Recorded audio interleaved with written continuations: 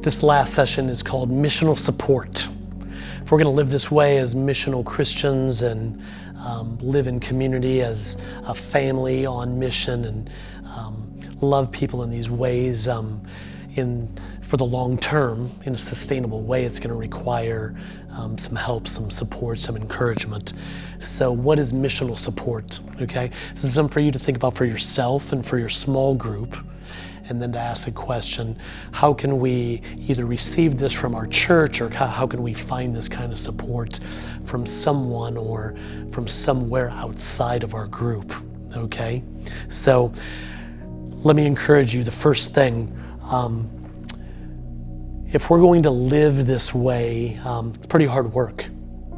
It's pretty demanding to love people and to be consistent and intentional, because life is busy and distracted, and there's a lot of expectations with work and raising our families and school and just all the things, okay?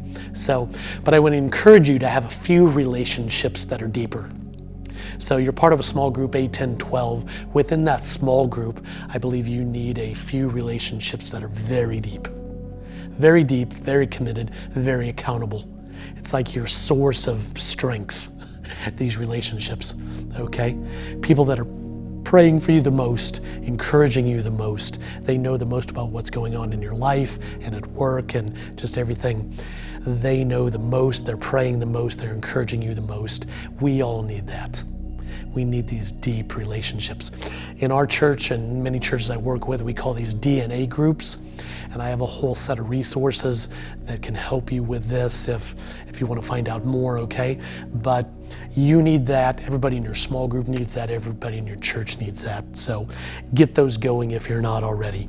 The second thing is just to get some consistent coaching from somebody who's helping you think through the details of this life together with your small group on mission.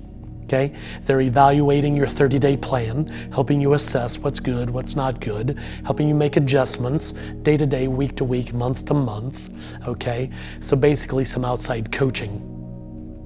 Hopefully that can be provided from your church, but if not, you're going to have to go find it from somebody else in another church or somewhere else that can coach you and shepherd you along the way, okay?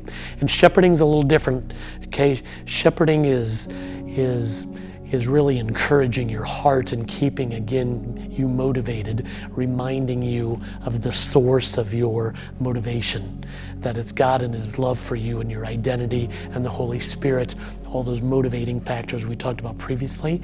That's what shepherding is. So you need some of that regularly, and you need somebody coaching you through the X's and O's of your game plan, of your 30-day plan, okay? So you need the DNA relationships, you need some coaching, you need some shepherding. And then I want to encourage you to get together with some frequency with some other leaders that are doing the same thing. You need to be with some other leaders to share stories, talk about what's going well, what's not going well. Basically a leadership environment, a leadership community. You may call it a coaching cluster, where you're together with some other small groups that are leading other small groups from your church or even from another church, but you're able to talk about the same things and learn from each other, learn what is going well, learn what not to do, learn from their mistakes, but become part of a learning community where you get this kind of encouragement from other leaders that are in the same boat. Okay, so we all need this to keep healthy, to keep moving forward, to keep growing, to make this sustainable for the long term. So I would encourage you with your small group, with the other leaders that are part of your core, discuss this, pray about this, make a plan.